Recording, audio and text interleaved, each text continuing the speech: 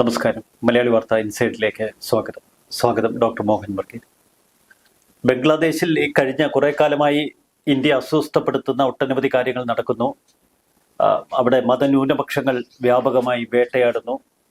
ഈ കഴിഞ്ഞ ദിവസം ബംഗ്ലാദേശിന്റെ സ്വാതന്ത്ര്യം ഓർമ്മിപ്പിച്ചുകൊണ്ട് നമ്മുടെ ഇന്ത്യൻ പ്രധാനമന്ത്രി നരേന്ദ്രമോദി എക്സിൽ ഒരു പോസ്റ്റ് ഇട്ടിരുന്നു.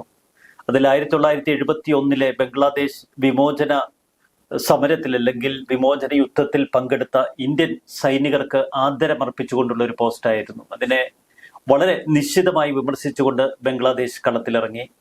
ബംഗ്ലാദേശിലെ നിയമോപദേഷ്ടാവും ഇപ്പോഴത്തെ മുഖ്യ ഉപദേശകന്റെ ഓഫീസുമൊക്കെ വളരെ ശക്തമായി ഇന്ത്യയെ കടന്നാക്രമിച്ചു. ബംഗ്ലാദേശിന്റെ സ്വാതന്ത്ര്യ സമരത്തിൽ ഇന്ത്യ ഒരു സഖ്യശക്തിയായിരുന്നു എന്നതിനപ്പുറം യാതൊരുവിധ അവകാശവാദവും ഉന്നയിക്കാൻ ഇന്ത്യക്ക് യാതൊരുവിധ അവകാശവുമില്ല എന്നവർ തീർത്തു പറഞ്ഞു. ഇന്ത്യയെ അവഹേളിക്കുന്ന തരത്തിലാണ് ആ പ്രതികരണം. മറുവശത്ത് മ്യാൻമർ അതിർത്തി കേന്ദ്രീകരിച്ച് കഴിഞ്ഞ കുറെ കാലമായി അതിശക്തമായ പോരാട്ടങ്ങൾ നടത്തിയ അരാക്കൻ സേന ഇപ്പോൾ 2 പട്ടണങ്ങൾ അതിർത്തി മേഖലയിൽ പുതുതായി പിടിച്ചെടുത്തുകൊണ്ട് ബംഗ്ലാദേശ് മ്യാൻമർ അതിർത്തിയിലെ 267 കിലോമീറ്ററോളം അവർ തങ്ങളുടെ നിയന്ത്രണത്തിലാക്കി. ബംഗ്ലാദേശ് സേന അത്ര ആയുധശക്തിയിലും വാഹനങ്ങളുടെ കാര്യത്തിലുമൊന്നും വലിയ മേന്മ അവകാശപ്പെടാവുന്ന ഒരു സംവിധാനമല്ല.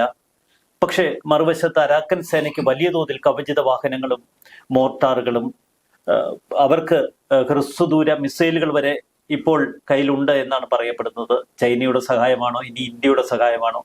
പല തലത്തിലുള്ള കഥകളാണ് പുറത്തേക്ക് വരുന്നത്. മുഖ്യമായി ഇന്ത്യയുടെ തന്നെയാണ് ഇപ്പോൾ അരാക്കൻ സേനയുടെ ഈ മുന്നേറ്റത്തിന് പിന്നിൽ പ്രവർത്തിക്കുന്നത് എന്ന വാർത്തകൾ ശക്തമാകുന്നു.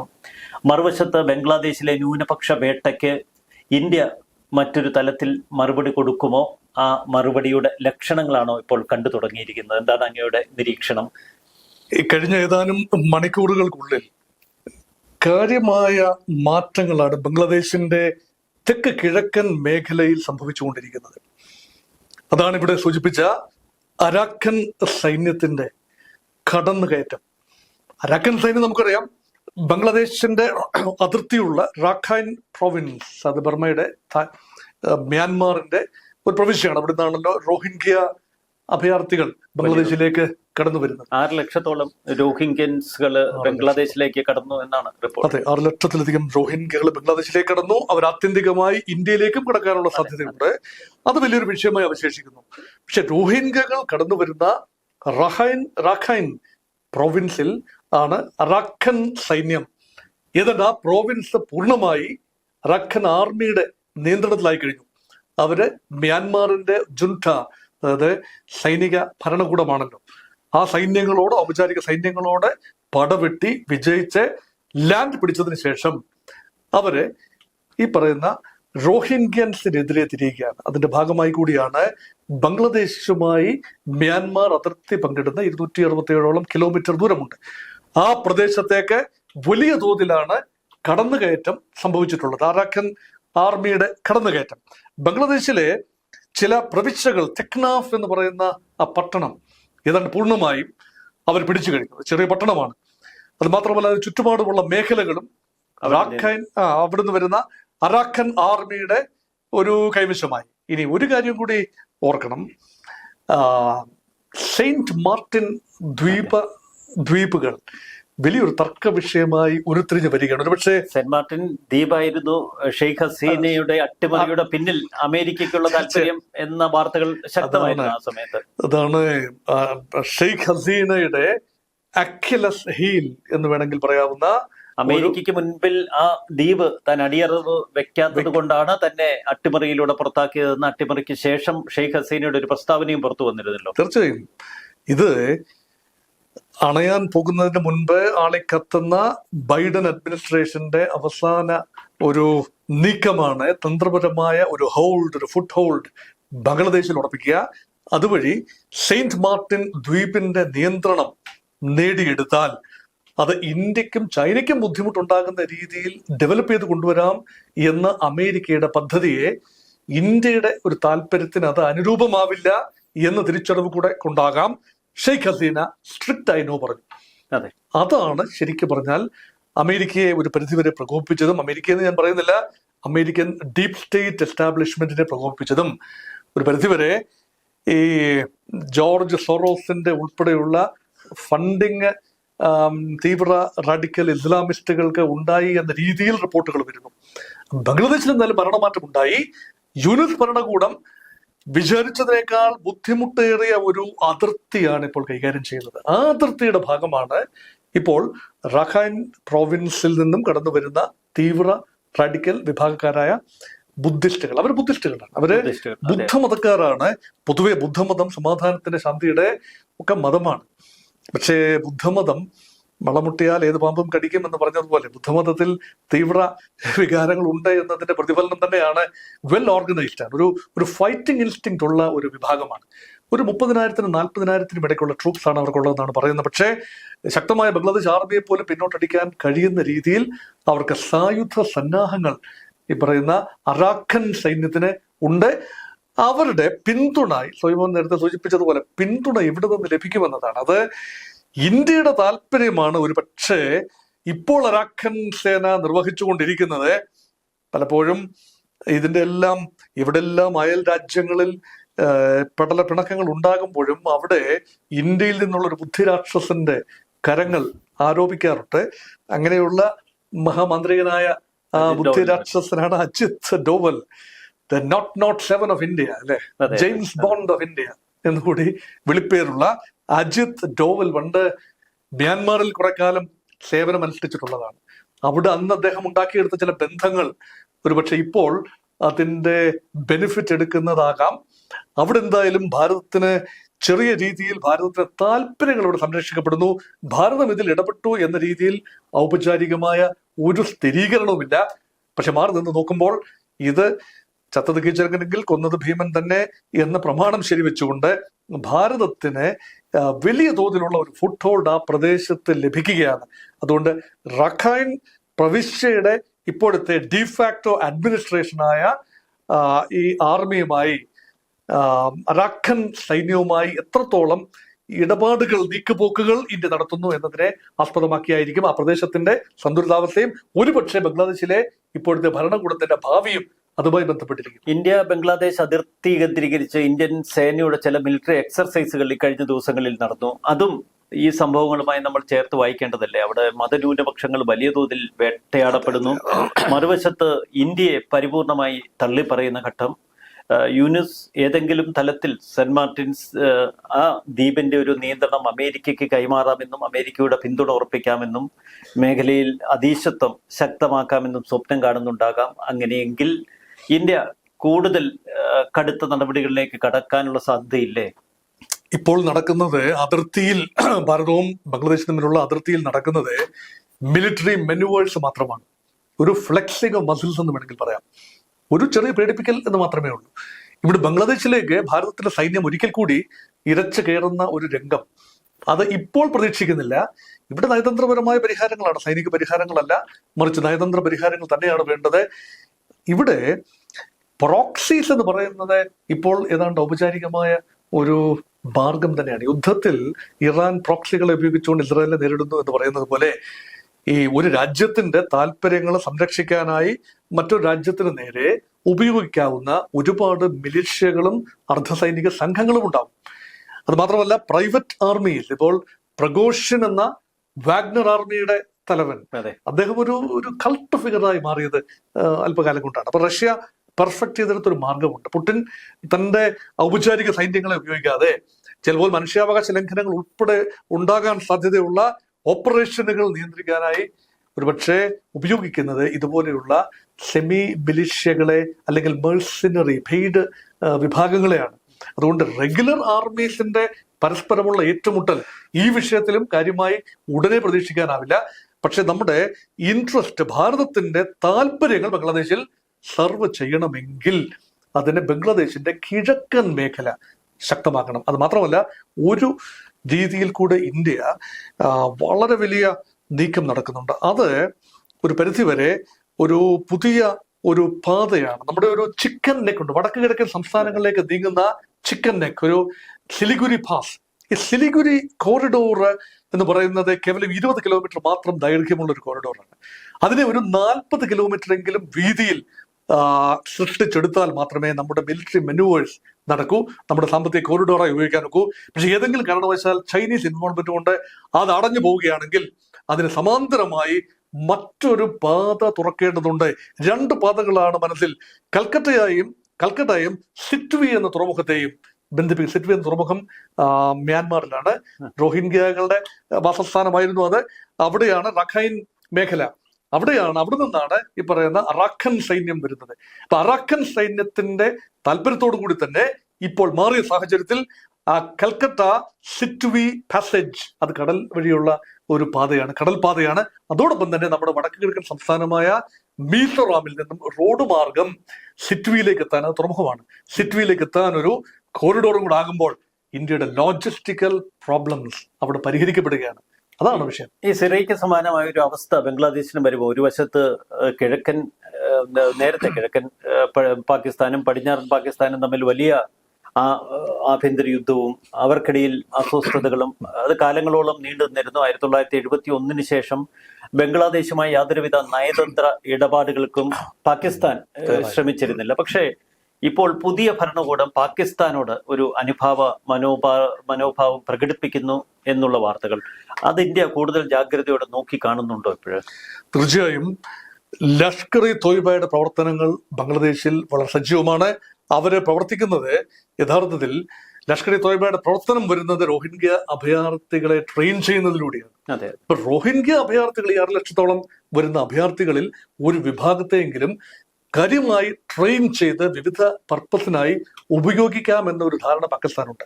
അത് മാത്രമല്ല, പാകിസ്ഥാന്റെ ആളുകൾക്ക്, പാകിസ്ഥാൻ പൗരന്മാർക്ക് പ്രത്യേക നിബന്ധനകൾ ഉണ്ടായിരുന്നു ബംഗ്ലാദേശിൽ വരുന്നതിന്. ആ നിബന്ധനകളെല്ലാം തന്നെ പുതിയ ഭരണകൂടം, യൂനിറ്റ് ഭരണകൂടം എടുത്തു മാറ്റിയിരിക്കുന്നു. അതുകൊണ്ട് വളരെ പെട്ടെന്ന് തന്നെ പാകിസ്ഥാൻ ISIയുടെ ആക്ടിവിറ്റീസ് വളരെ വ്യാപകമായി ബംഗ്ലാദേശിൽ വരാൻ പോവുകയാണ്. ജമാഅത്തെ ഇസ്ലാമിയുടെ ആക്ടിവിറ്റീസ്, അതുപോലെ തന്നെ ഈ ഇസ്ലാമിക ഫണ്ടമെന്റലിസത്തിന് വളക്കൂറുള്ള ഒരു മണ്ണായി ബംഗ്ലാദേശ് മാറും എന്ന ഒരു ചിന്ത അടുത്ത കാലം വരെ ഉണ്ടായിരുന്നില്ല. പക്ഷെ അങ്ങനെ അല്ലായിരുന്നു ബംഗ്ലാദേശ് മലത്ത്. ഇപ്പോൾ അത് മാറി വരുന്നു എന്ന നിഗമനമാണ്. എന്നും ഇന്ത്യയോട് വലിയ താല്പര്യവും സ്നേഹവും പ്രകടിപ്പിച്ചിട്ടുള്ള ആളായിരുന്നു മുൻ പ്രധാനമന്ത്രി ഷെയ്ഖ് ഹസീന. അവരുടെ പിതാവിന്റെ ആ അട്ടിമറി ശ്രമത്തിനിടയിൽ അവരുടെ പിതാവിനെ കൊലപ്പെടുത്തിയ ആ ഒരു ക്രൂര സംഭവം, സഹോദരന്മാരും സഹോദരികളും കുടുംബാംഗങ്ങളും ഉൾപ്പെടെ 20ഓളം പേരെയാണെന്ന് അട്ടിമറിയിൽ കൊലപ്പെടുത്തുന്നത്. 1971 അന്ന് പടിഞ്ഞാറൻ പാകിസ്ഥാനിൽ ജയിലിൽ വർഷങ്ങളോളം കഴിയേണ്ടി വന്ന ഷെയ്ഖ് ഹസീനയുടെ പിതാവ് മുജീബുർ റഹ്മാൻ, അന്നും ഇന്ത്യ അദ്ദേഹത്തിനൊരു വാക്ക് കൊടുത്തിരുന്നു. ധാക്കയിൽ സ്വാതന്ത്ര്യം പുലരുമെന്ന ഒരു വാക്ക്. 1971 യുദ്ധത്തിന് ശേഷം ധാക്കയിൽ ഇന്ത്യൻ സേനാ മേധാവിയും പാകിസ്ഥാൻ സേനാ മേധാവിയും തമ്മിലുണ്ടാക്കിയ കരാർ 93,000 പാക് സൈനികർ അന്ന് ഇന്ത്യൻ കരസേനയുടെ മുന്നിൽ കീഴടങ്ങുന്ന ഒരു അപൂർവ കാഴ്ച. ഒരുപക്ഷെ ലോകം അന്ന് കണ്ടിട്ടുള്ള 2ാം ലോകമഹായുദ്ധത്തിന് ശേഷം നടന്ന ഏറ്റവും വലിയ കീഴടങ്ങൽ എന്നാണ് അത് വിശേഷിപ്പിക്കപ്പെട്ടത്.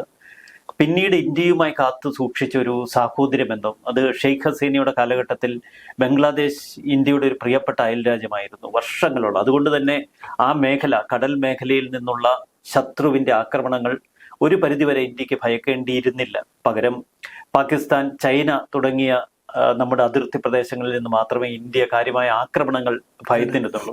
ഇപ്പോൾ ദക്ഷിണേന്ത്യയും ദക്ഷിണേഷ്യയും ഒക്കെ ഭയപ്പെടേണ്ട ഒരു ഘട്ടത്തിലേക്ക് എത്തിയിരിക്കുന്നു. കാരണം ബംഗ്ലാദേശ് വളരെ അരക്ഷിതാവസ്ഥയിലേക്ക് കടക്കുമ്പോൾ അത് പല രാജ്യങ്ങൾക്കും താല്പര്യമുള്ള ഒരു മേഖലയായി മാറുന്നു. അമേരിക്കയ്ക്ക് വലിയ താല്പര്യം, ചൈനയ്ക്ക് താല്പര്യം.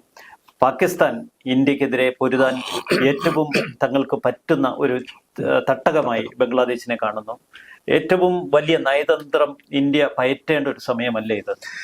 ഇന്ത്യയുടെ നയതന്ത്ര രംഗം അജിത് ഡോവൽ എന്ന ദേശീയ സുരക്ഷാ ഉപദേഷ്ടാവും വിദേശകാര്യമന്ത്രി ജയശങ്കറും എല്ലാം അടങ്ങുന്ന നമ്മുടെ തന്ത്രങ്ങളുടെ ആചാര്യനായ അമിത്ഷായും, അദ്ദേഹം ആഭ്യന്തരമന്ത്രിയാണ്, പക്ഷെ തന്ത്രങ്ങളുടെ ആശാനാണ്, എല്ലാം അടങ്ങുന്ന ഒരു എസ്റ്റാബ്ലിഷ്മെന്റ്, പ്രത്യേകിച്ചും ഫോറിൻ പോളിസി എസ്റ്റാബ്ലിഷ്മെന്റ് ഉണർന്ന് പ്രവർത്തിച്ചില്ല എങ്കിൽ ഭാരതം സബ് കോണ്ടിനെന്റൽ പവറായി മാത്രം ഒതുങ്ങേണ്ട ഒരു രാജ്യമല്ല.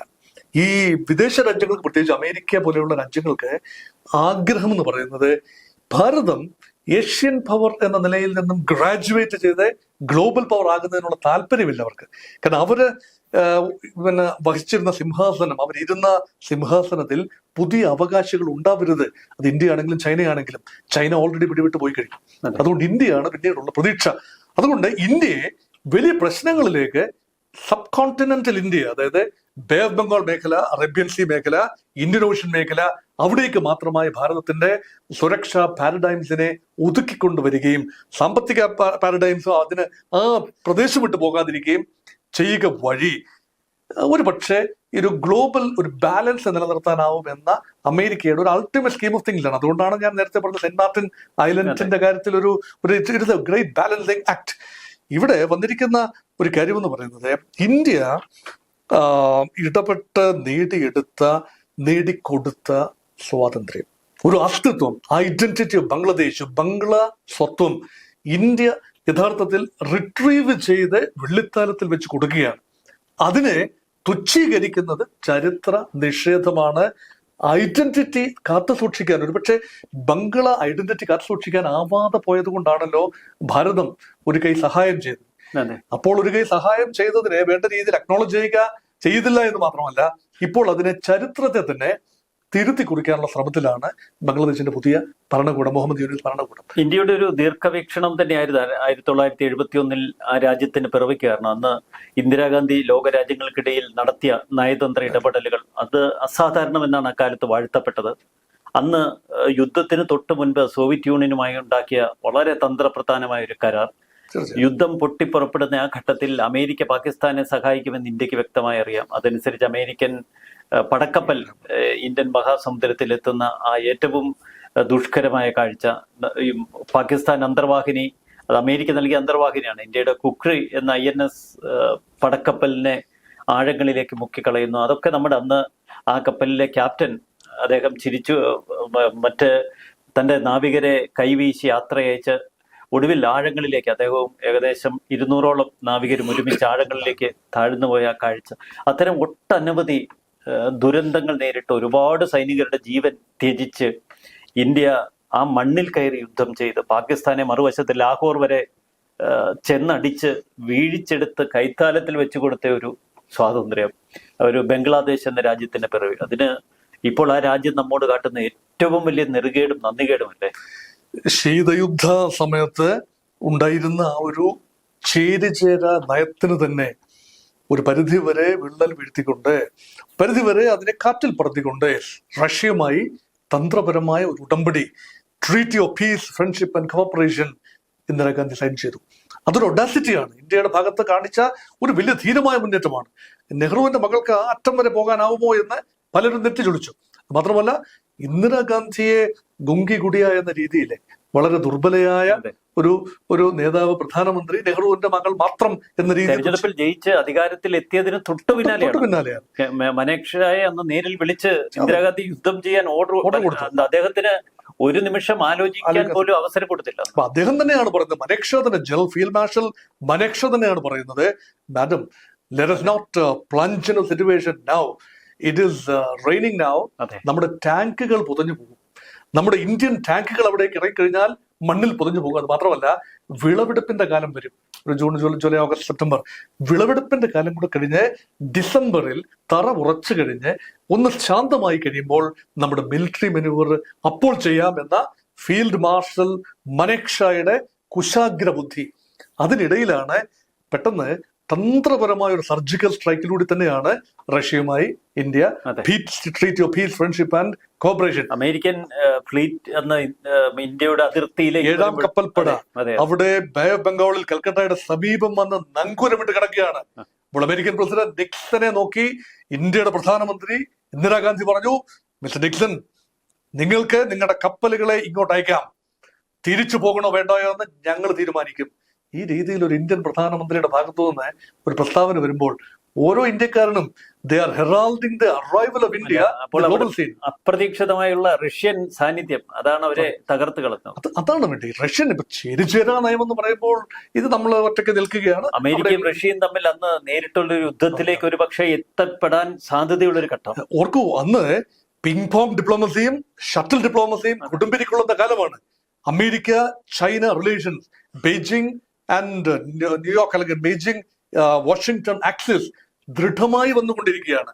അപ്പൊ ഹെൻറി കിസിഞ്ചറുടെ ഇടപെടലുകൾ വിദേശകാര്യ സെക്രട്ടറി എന്ന നിലയിൽ, അതുപോലെ നിക്സന്റെ ഇടപെടലുകൾ, ചൈനയും അമേരിക്കയും ഒറ്റ പ്ലേറ്റിൽ വരികയാണ്, ഒരൊറ്റ തട്ടത്തിൽ വരികയാണ്. അതിന് മറുവശത്ത് ചൈനയെ പിണക്കിക്കൊണ്ട് തന്നെ റഷ്യ രംഗത്ത് വരികയാണ് ഇന്ത്യയോട്.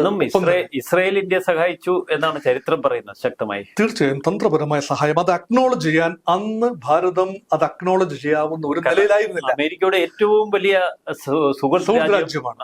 അമേരിക്കൻ ബന്ധം മറന്ന് ഇന്ത്യയെ സഹായിക്കണമെങ്കിൽ അമേരിക്കൻ ബന്ധം മറന്നൊന്നുമല്ല, അറബി ഇസ്ലാമിക ലോകത്തോട് ആത്യന്തികമായി നേരിട്ട് നേരിടണമെങ്കിൽ ഭാരതത്തിന്റെ സഹായം ഇന്നല്ലെങ്കിൽ നാളെ ആവശ്യമാണ് എന്ന ജൂതരാഷ്ട്രത്തിന് തിരിച്ചറിവ്. അതുകൊണ്ടാണ് they have invested in the future, ഭാവിയിൽ ഉള്ള നിക്ഷേപം നിലയിലാണ് അന്ന് ഇസ്രായേലിന്റെ മൊസാദിന്റെ കയ്യിൽ ഇവരെ കുറിച്ചുള്ള, പാകിസ്ഥാനെ ഉൾപ്പെടെയുള്ള ആളുകളെ കുറിച്ച് വിവരമുണ്ട്. കാർഗിൽ യുദ്ധം ജയിക്കാൻ ഉൾപ്പെടെ ഇസ്രായേലിന്റെ തന്ത്രപരമായ ഇടപെടലുകൾ, പിന്നെ ചാരക്കണ്ണുകളിലൂടെ ഇസ്രായേൽ നൽകിയ വെരി കീ ഇൻപുട്സ് നമുക്കത് പ്രയോജനപ്പെട്ടു എന്നതും ഇപ്പോൾ നന്ദിപൂർവ്വം നമ്മൾ ഓർക്കുന്നു. പക്ഷെ അന്നത് അക്നോളജ് ചെയ്യാൻ പറ്റില്ലായിരുന്നു. അറബ് രാജ്യങ്ങളെ വെറുപ്പിച്ചുകൊണ്ട് അങ്ങനെ ഒരു നിലപാടെടുക്കാൻ ഭാരതത്തിന് കഴിയില്ലായിരുന്നു എന്നതാണ് സത്യം. ഈ ബംഗ്ലാദേശിൽ ഇപ്പോൾ നടക്കുന്ന സംഭവ വികാസങ്ങൾ വിലയിരുത്തുമ്പോൾ പാശ്ചാത്യ മാധ്യമങ്ങളൊക്കെ ഇപ്പോൾ ഒരു നിരീക്ഷണം നടത്തുന്ന ഒരു പക്ഷേ ഈ ഭീകര സംഘടനകളുടെ കയ്യിൽ ആ രാജ്യം ചെന്ന് പെട്ടേക്കാം എന്നാണ്. ഒരു ഇസ്ലാമിസ്റ്റ് ജിഹാദ് ഭരണത്തിലേക്ക് ബംഗ്ലാദേശ് പതിക്കുമോ? അങ്ങനെയാണെങ്കിൽ അത് ഇന്ത്യക്ക് കൂടുതൽ ഭവിഷ്യത്തുകൾ വരുത്തി വെക്കില്ലേ? ഇവിടെ ബംഗ്ലാദേശിനെ നമ്മൾ മനസ്സിലാക്കുന്നത് ഓഴ്സ്റ്റ്വൈൽ ബംഗാളിന്റെ ഒരു സ്വത്വം പേറുന്ന ഒരു ജനത, ആ ജനതയ്ക്ക് ഭീകരരാകാനാവില്ല. പക്ഷേ ഭീകരത അവരുടെ സിരകളിലേക്ക് കുത്തിവെക്കാൻ എല്ലാ ശ്രമങ്ങളും നടക്കും. പരമാവധി സംഭവിക്കാൻ പോകുന്നത് ബംഗ്ലാദേശിന്റെ ഒരു ഡിസിന്റഗ്രേഷൻ, വിവിധ തീവ്രവാദ ഗ്രൂപ്പുകളുടെ ബ്രീഡിംഗ് ഗ്രൗണ്ടായി ബംഗ്ലാദേശ് വരാം. അങ്ങനെ വന്നാൽ മ്യാൻമാറിൽ നിന്നുള്ള തീവ്രവാദ ഗ്രൂപ്പുകൾ, ബംഗ്ലാദേശിൽ നിന്നുള്ള തീവ്ര റാഡിക്കൽ വിഭാഗങ്ങൾ, ഇതെല്ലാം തന്നെ ഇന്ത്യയുടെ വടക്ക് കിഴക്കൻ പ്രദേശങ്ങളെ അസ്ഥിരമാക്കാനുള്ള എല്ലാ സാധ്യതയുമുണ്ട്. ഇത് തന്നെയാണ് പാകിസ്ഥാൻ ആഗ്രഹിക്കുന്നത്. പാകിസ്ഥാനെ സംബന്ധിച്ചിടത്തോളം ഒരു സ്വീറ്റ് റിവെഞ്ച് ആണ്. പാകിസ്ഥാൻ ടെറിട്ടോറിയൽ കണ്ടിന്യൂറ്റി ഇല്ലാത്തൊരു സ്റ്റേറ്റ് ആയിരുന്നു. പടിഞ്ഞാറൻ പാകിസ്ഥാൻ എന്ന ഇന്നത്തെ പാകിസ്ഥാൻ, കിഴക്കൻ പാകിസ്ഥാൻ എന്ന ബംഗ്ലാദേശ്, ഇതിനിടയിൽ ഇന്ത്യ എന്ന മഹാമേരുവായ രാജ്യം, ആ ഒരു ജിയോഗ്രാഫിക്കൽ കണ്ടിഗ്വിറ്റി ഇല്ലാത്തതാണ് അവരുടെ പതനത്തിന് ഇടയാക്കിയത്.